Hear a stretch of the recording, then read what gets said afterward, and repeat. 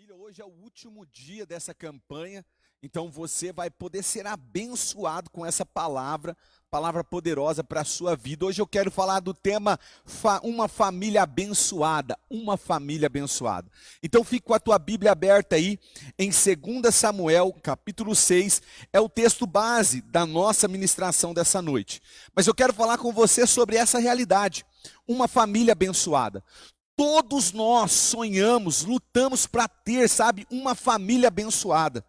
Esse é o desejo de todo ser humano. Esse é o desejo do pai, da mãe, do filho, da filha, do cônjuge. Nós desejamos ter um sucesso familiar.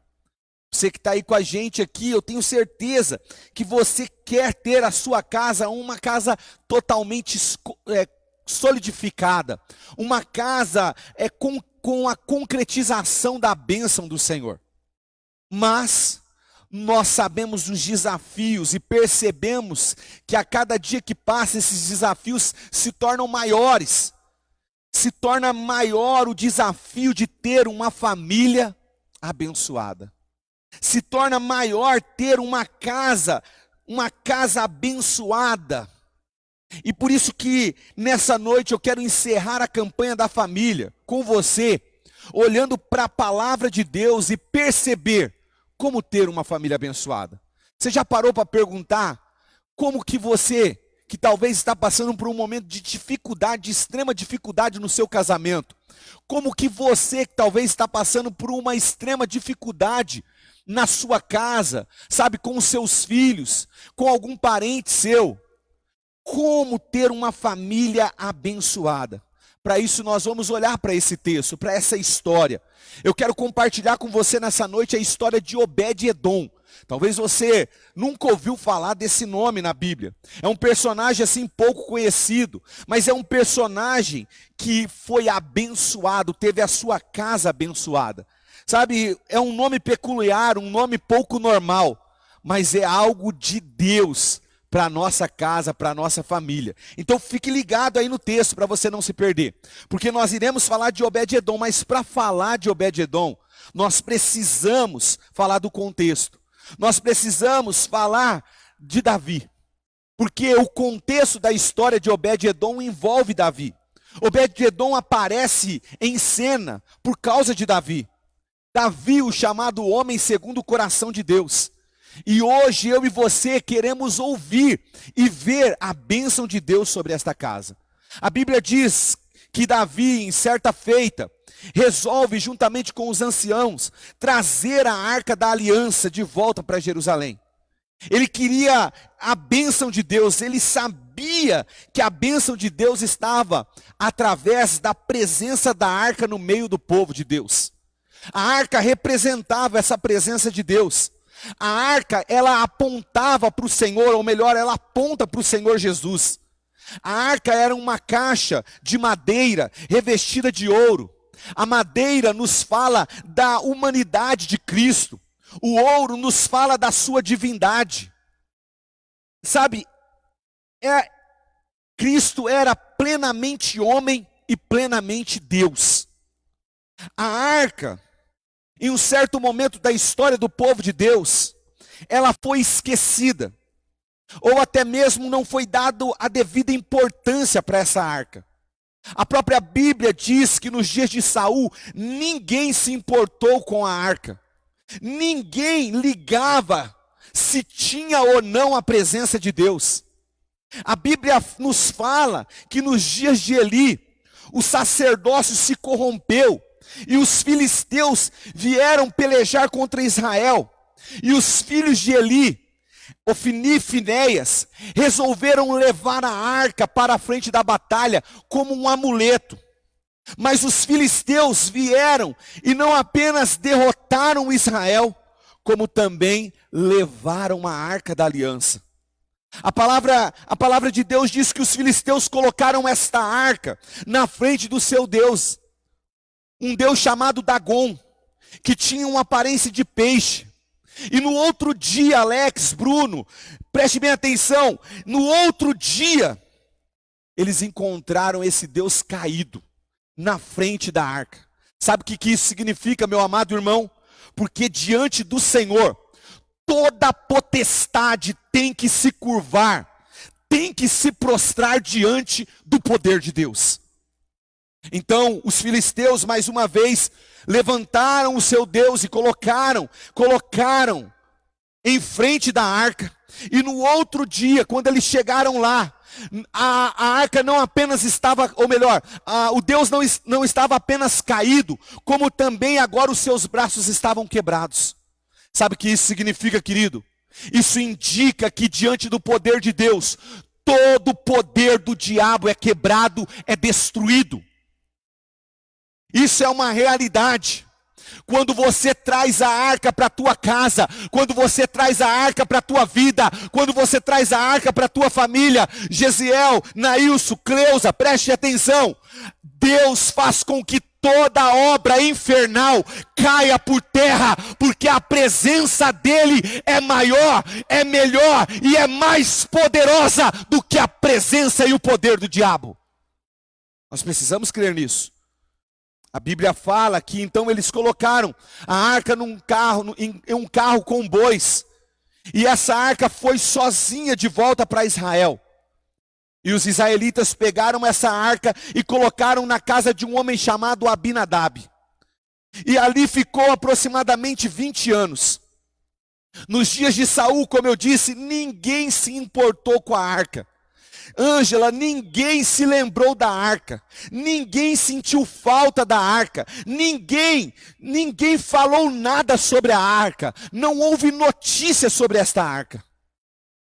Porém, quando Davi começou a reinar sobre todo Israel, quando ele começou a levantar o seu reino sobre todo Israel, quando ele conquistou Sião, Jerusalém, ele fez da cidade a capital do reino, e ele propôs levar de volta a arca para Jerusalém.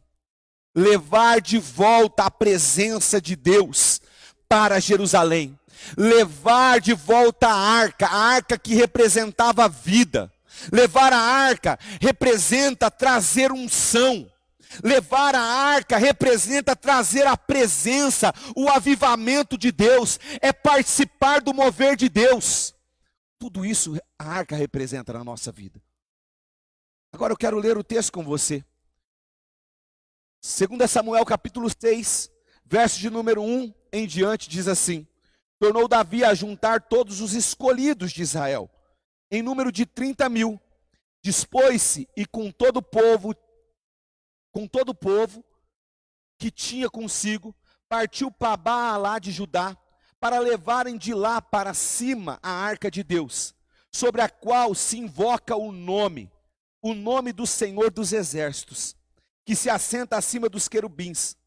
Puseram uma arca de Deus num carro novo, e a levaram da casa de Abinadab, que estava no outeiro, e Uzá e Aiô, filhos de Abinadab, guiavam o carro novo. Levaram-no com a arca de Deus da casa de Abinadab, que estava no outeiro, e Aiô ia adiante da arca. E Davi e toda a casa de Israel se alegravam perante o Senhor com toda a sorte de instrumento de pau de faia, harpas, com saltérios, tamborins, com pandeiros e com símbolos. Quando chegaram na eira de Nacon, estendeu Uzá a mão à arca de Deus e a segurou, porque os bois tropeçaram.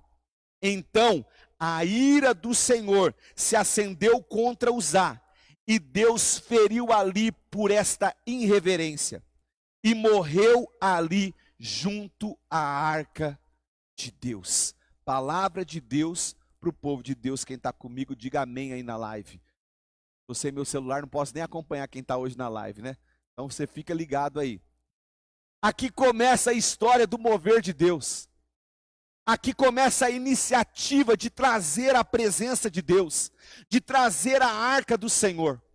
O anseio de Davi era correto. Ele desejava a presença de Deus. Ele queria trazer a arca para o centro da nação. Esse também deve ser o nosso anseio. Trazer Cristo para o centro das nossas vidas, para o centro das nossas casas, para o centro da nossa família. Isso que eu e você devemos fazer, e é essa realidade que vai trazer a bênção de Deus sobre a nossa casa. O mesmo anseio que Davi tinha de trazer de volta a arca do Senhor para o centro da nação. Eu e você precisamos ter esse desejo latente no nosso coração de trazer de volta essa arca que representa a presença de Deus na nossa vida. Mas Davi, ele não entendia que a obra de Deus, ela tem que ser feita da maneira de Deus. Ei, querido, preste bem atenção, não é a sua maneira de conduzir a sua casa, não é a sua maneira de educar os seus filhos, não é a sua maneira de fazer com que as coisas aconteçam na sua casa. Se você deseja ter uma casa abençoada, uma família abençoada, você precisa usar a maneira de Deus, porque a obra de Deus é feita da maneira de Deus. Sabe, ele resolveu colocar essa arca num carro de bois, ou seja, ele fez a mesma coisa, o mesmo método que os filisteus haviam feito. Deus havia tolerado os filisteus porque eles não conheciam, eles não tinham uma revelação da palavra, mas Davi tinha a obrigação até de conhecer a palavra, ele era rei, ele estava ali como representante de Deus diante do povo. Talvez as pessoas que não conheçam a Deus, os seus amigos, que não têm a revelação da palavra de Deus, vai conduzir a sua casa de uma forma.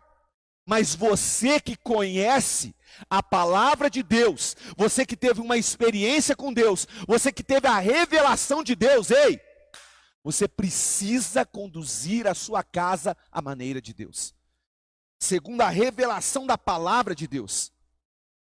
Davi agiu de forma natural. E a Bíblia fala que quando os bois tropeçaram, Uzá, um dos filhos de Abinadab, ele toca na arca a fim de segurá-la. E Uzá morre na presença de Deus. Preste atenção, querido. Eles estavam cantando, dançando, tocando todo tipo de instrumento musical. Mas não houve mover de Deus. Não houve bênção.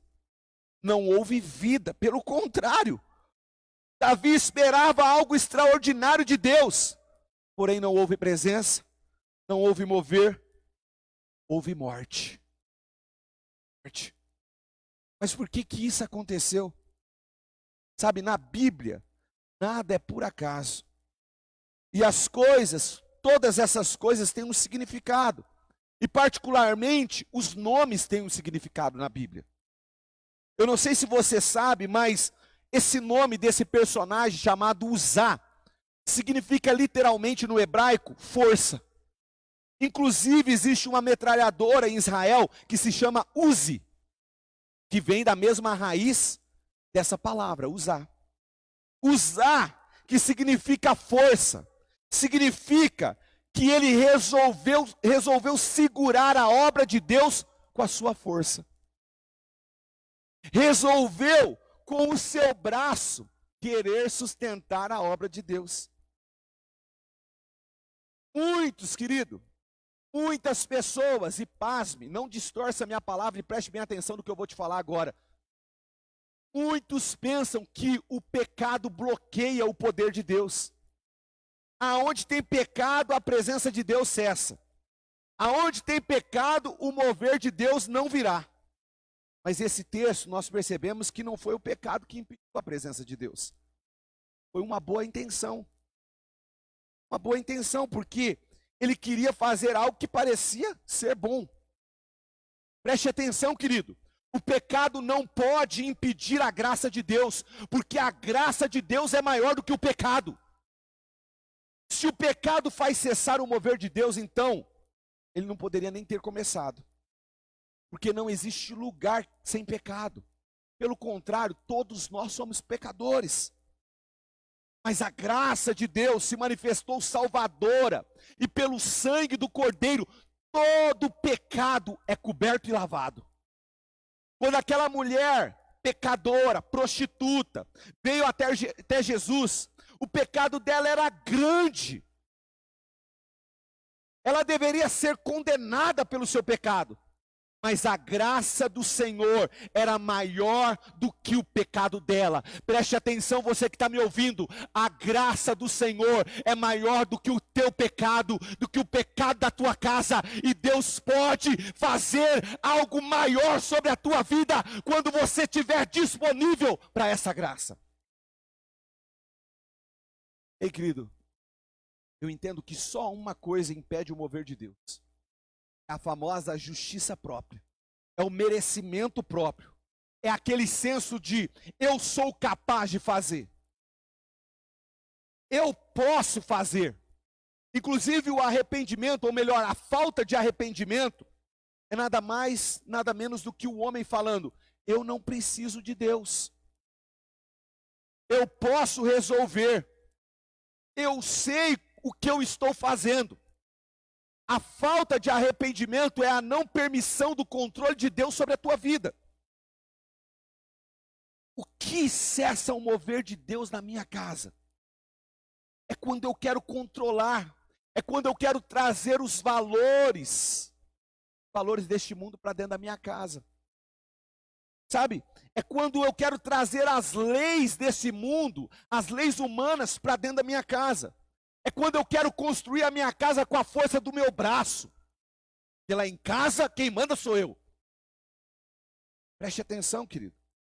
Quando você quer usar a força, você está sendo um usar. Porque usar simboliza a força do homem. Usar simboliza aquele homem independente de Deus, que quer fazer as coisas independente daquilo que Deus está sinalizando. Simboliza aqueles que querem construir uma família abençoada a partir da sua capacidade, a partir dos seus princípios.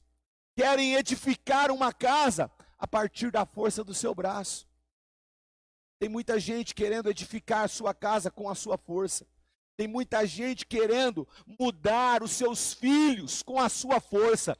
Tem muita gente que acha que com a sua força vai conseguir sustentar casamento. Tem muita gente querendo guardar a casa com a sua força. Muitos querem construir o seu lar com o seu suor. Mas eu venho aqui para te dizer nessa noite, não seja um usar. Seja um usar. Mas a Bíblia continua falando. Olha comigo aí, 2 Samuel, você que entrou agora na nossa live, 2 Samuel 8 e 9, o verso 8 e 9 do capítulo 6, que diz assim: quando aconteceu a morte de Uzá, desgostou-se Davi, que o Senhor irrompera contra Uzá, e chamou aquele lugar de Pérez Uzá, até o dia de hoje. Temeu Davi ao Senhor naquele dia, e disse: como virá a mim a arca do Senhor? Infelizmente, Davi não deu a melhor resposta. Ele se desgostou. Ao invés de estudar a palavra, ao invés de meditar a palavra e descobrir onde foi a sua falha, ele desistiu. Ele se desgostou e desistiu. Ele simplesmente lamentou e desistiu. Ei, querido, você que está desistindo do seu casamento, preste atenção. Você que está desistindo da sua família. Você que está desistindo dos seus filhos. Olhe, pare de se lamentar e pergunte: onde está o erro? Onde você errou? Você que está desistindo da sua vida relacional. Você que está aqui comigo e talvez não acertou no primeiro relacionamento. E agora você está com o coração fechado. Está achando a sua história relacional como um ponto final. Uma história impedida de viver, de ser concretizada. Preste atenção, olhe, pare de se lamentar daquilo que não deu certo. Pergunte-se, aonde? Sabe por quê, querido? O fracasso da sua vida, os fracassos que acontecem na sua vida, não podem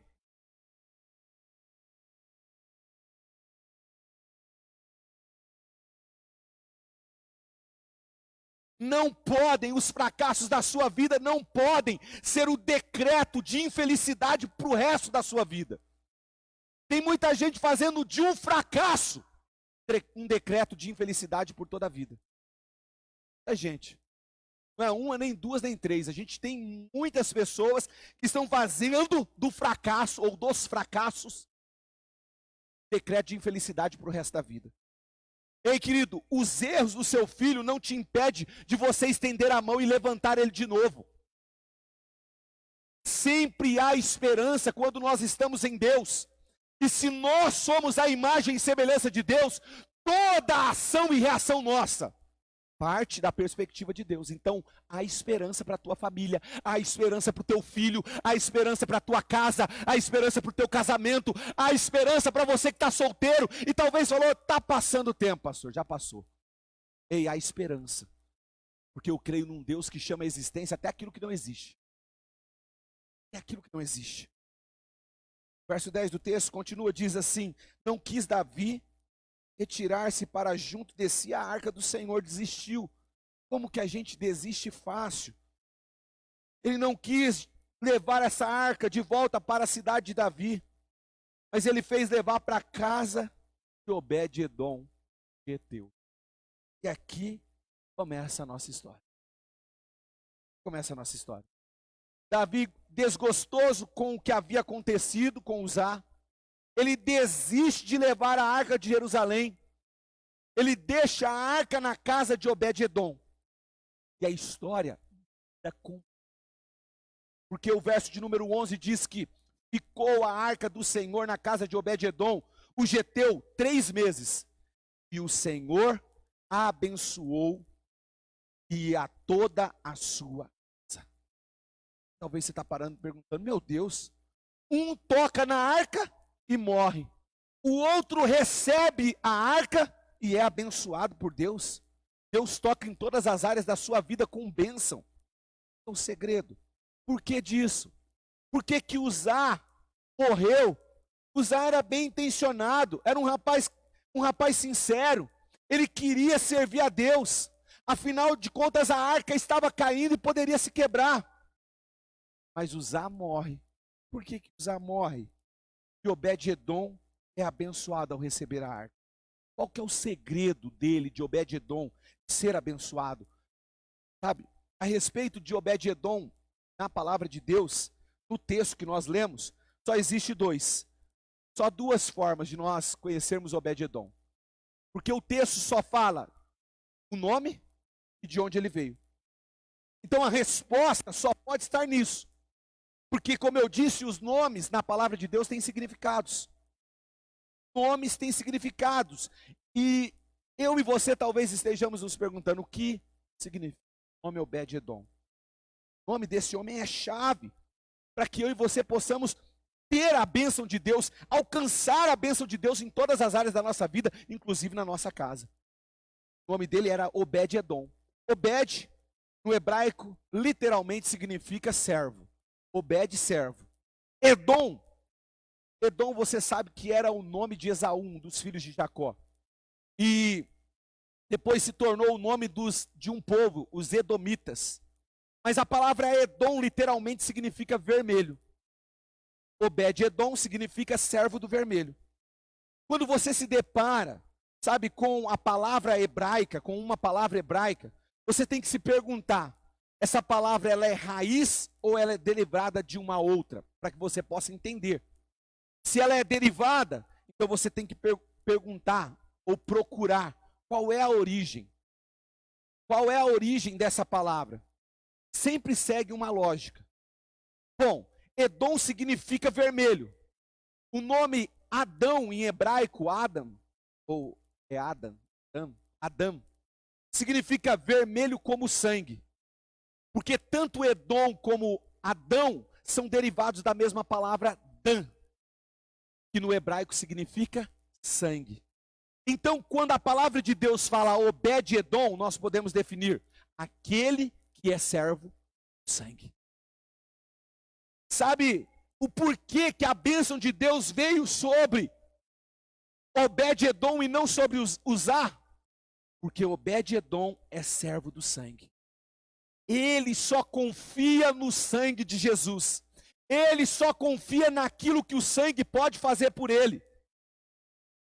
Ele não tem merecimento dele mesmo, mas ele confia integralmente naquilo que o sangue realiza por ele. Para reafirmar essa interpretação no texto, olha o que diz o verso de número 12 e 13. Verso de número 12 e 13 diz assim: então avisaram a Davi dizendo: o Senhor abençoou a casa de Obed-edom e tudo quanto tem, por amor da arca de Deus. Foi, pois, Davi e com alegria fez subir a arca de Deus da casa de Obed-edom, a cidade de Davi.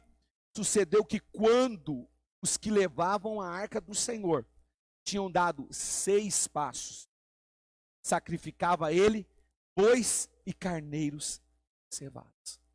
Olha que interessante, querido. Davi mudou completamente aqui. Na primeira vez, Davi levou música, levou cantores, levou instrumento, até dança. Foi um movimento impressionante, mas o resultado não foi o que ele esperava. Não houve bênção, não houve vida, pelo contrário, houve morte. Sabe, não adianta colocar o louvor na sua casa com cantoria, se não tiver sangue.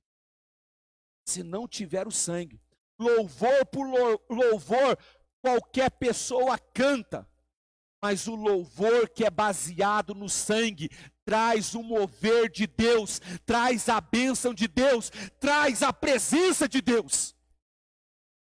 Sabe, na segunda vez Davi, ele vai cantar de novo, ele vai dançar de novo, mas agora, a cada 6 passos, o texto diz para nós, ele derramava sangue, ele sacrificava.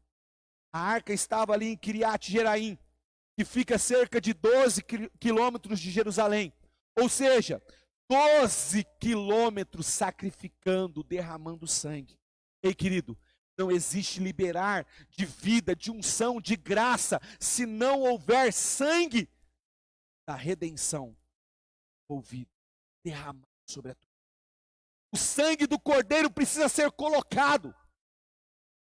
E quando isso acontece na nossa casa, o Senhor abençoa toda a nossa casa. Flávio Giuseppe, um historiador secular, escreve a história dos judeus. Ele diz que Obed-edom era muito pobre.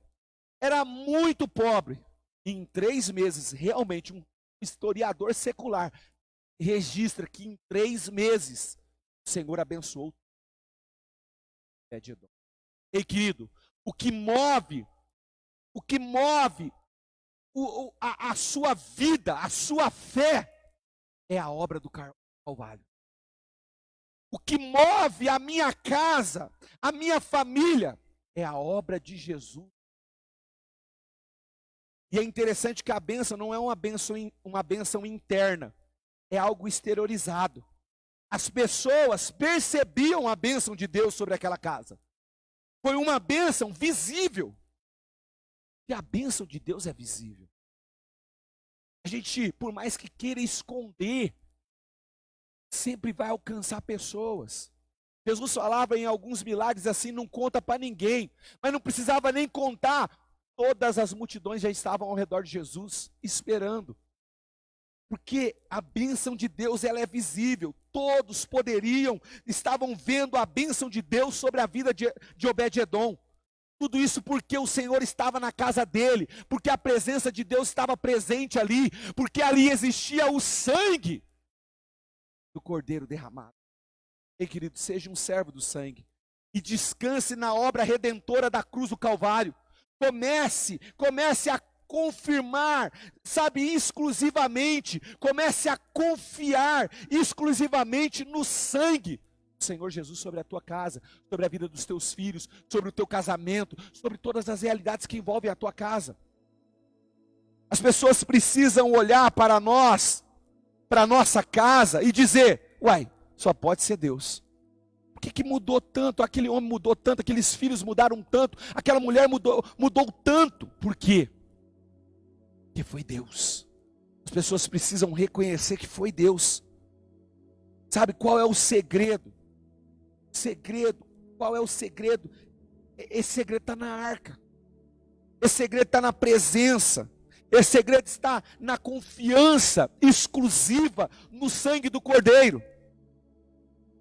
Sabe a segunda coisa que me chama a atenção na vida de Obed-Edom e nessa bênção que Deus derramou sobre ele, sobre toda a sua casa, é que o texto fala o nome dele, mas fala também de onde ele era. Ele era geteu. O que significa ser geteu? Significa que ele era de uma cidade chamada Gate. E você que leu o Antigo Testamento, quando eu falo Gate, você lembra que essa cidade era a cidade natal de Golias. Alguns mestres da palavra de Deus se divergem sobre essa realidade, porque existia também uma Gad-Emon, ali nos territórios da Judéia, uma cidadezinha. Mas eu creio particularmente que esse homem não era israelita. Ele era um filisteu. E esse era o segredo de Obed-Edom. Ele era estrangeiro. Ele não tinha direito nenhum de ser abençoado. Mas ele recebeu a arca. Ele recebeu a presença do Senhor. A bênção de Deus é para quem não merece, querido. Nós precisamos aprender. A bênção de Deus não é fundamentada na sua obediência. Não é fundamentada nas circunstâncias. Não são, né? Vou melhorar o português aqui. Não são fundamentadas nas nossas condutas. A bênção de Deus é fundamentada na graça, e a graça é esse favor imerecido. Ou seja, se você acha nessa noite que você não merece, você está na lista de Deus. Deus vai te abençoar nessa noite. Que é fundamentado na graça. Obed-Edom representa eu e você, que crê para receber, e não recebe para crer. A gente crê, confessa e recebe. Sabe, eu e você, nós estamos confiados na obra redentora de Cristo Jesus. Você e eu somos abençoados por causa do sangue. A sua família, a sua casa, os seus filhos são abençoados por causa do sangue. Sabe, essa história ela foi contada por gerações. E hoje nós estamos até partilhando ela aqui. Agora, é interessante que Salomão, filho de Davi, que certamente ouviu essa história, ele escreve um salmo muito lindo sobre família, sobre casa, e que tem toda a ver com o que nós estamos falando hoje aqui. Esse salmo mostra para nós que nós não podemos ser Uzá, que vai pela força. Nós temos que ser Obed-Edom, confia no sangue, confia na obra redentora de Cristo. Salmo de número 127, eu leio para você. Ele diz assim: se o Senhor não edificar a casa, em vão trabalha Uzá. Em vão trabalham os que edificam. Se o Senhor não guardar a casa, a cidade, em vão vigia Uzá a sentinela. É inútil vos será, o texto diz, de madrugada levantar, repousar à tarde e comer o pão que penosamente granjeaste. Aos seus amados ele dá. 127 fala dos Uzás, fala dos Obed-Edom. Uzá é aquele que edifica a casa e esquece do Senhor. Uzá é aquele que fica ali guardando a casa com a sua força, esquece do Senhor. Uzá é aquele que se levanta de madrugada, repousa à tarde, esquece. Agora, aonde está Obed-Edom no texto? O texto diz assim: seus amados ele dá. Sim, pastor. Descansa na obra redentora de Deus. Está sinalizando a bênção de Deus. Quem consegue descansar naquilo que Deus fez por você, consegue obter a bênção de Deus. A quarentena, ela deixou os ensinos para nós. Um deles é dar valor àquilo que tem valor. Porque tem muitas coisas que estavam presentes na nossa vida, mas a gente não dava valor. A gente não dava importância. Mas hoje nós estamos aprendendo a dar importância. Dê importância na presença de Deus. Dê importância não na força do teu braço, não na tua sabedoria, para querer construir o teu lar. Ei, querido, casa abençoada é uma casa que confia no sangue. É uma casa que não merece, recebe. É uma casa que não tem justiça própria. É uma casa que não tem merecimento. Não, não. É uma casa que recebe a graça de Deus. Sabe, a família estava presente, talvez não era dada a devida importância. Seus filhos estavam presentes, mas talvez você não dava a importância, não dava o valor. Sabe, a comunhão estava presente. Dava o devido. Entenda, querido, que o caminho da bênção, a vida, caminho dado. Davi, ele estava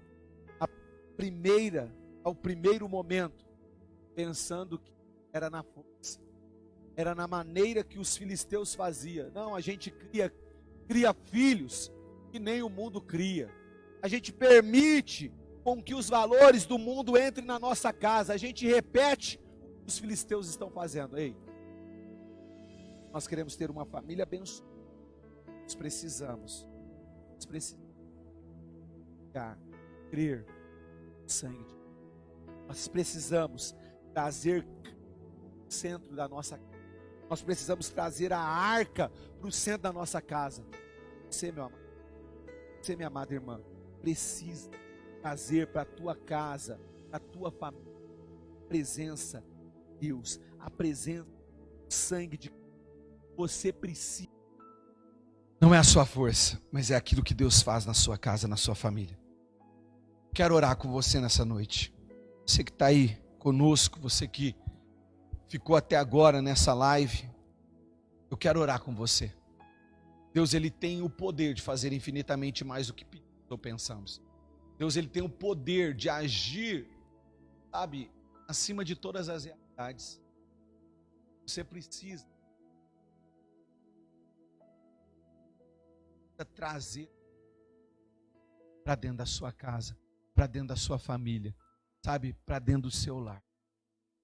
Você que está aí na sua casa, se você puder, sabe, tomar aí junto com a sua família, junto com os seus filhos, com o seu cônjuge, puder pegar um na mão do outro para a gente orar e buscar a presença do Senhor. Estão me ouvindo aí? Tranquilos? Eu quero orar com você nessa noite. Deus é um Deus presente, Deus é um Deus conosco. Senhor, eu quero apresentar aqui, ó Deus, famílias que estão conectados nessa live. Pessoas, ó Deus, que estão buscando a Tua presença. Pessoas que desejam ter uma família abençoada, uma casa abençoada. Pessoas que querem ver a transformação dos seus filhos. Pessoas que estão clamando, ó Deus, pelo seu casamento. Pessoas que talvez estavam nessa live aqui, já tinham desistido da família, desistido dos filhos, desistidos, ó Pai, dos projetos, ó Pai, dos sonhos familiares. Eu quero, ó Deus, ó Pai, apresentar essas casas agora. E pedir que a presença de Deus, ó Pai, tome agora cada lar, tome agora cada casa, tome agora cada família, tome agora, Pai, cada filho, cada mãe, cada pai. Em o nome de Jesus, ó Pai, vai entrando dentro desses lares, ó Pai. Vai entrando dentro dessas casas. Ó Deus, vai tirando esse conceito, ó Deus, que eles precisam merecer, que é pela força, que é pelo conhecimento. Não, não, não, Deus, mostra para eles, ó Pai, que é através da Tua presença. Mostra, Deus, que é os Teus valores, é aquilo que a Tua palavra diz, é aquilo que a Tua palavra ensina, é da maneira de Deus que nós construímos um lar abençoado. Em o nome de Jesus eu libero essa unção, ó Pai, sobre estas casas, sobre essas famílias. Eu libero, ó Pai, esta unção, ó Pai, sobre a vida, Deus, dos filhos e filhas. Que o Senhor derrame graça sobre eles, ó Pai, no nome de Jesus de Nazaré. Você, querido, tem uma casa abençoada. Creia, confesse e receba de Deus essa realidade. Louve ao Senhor.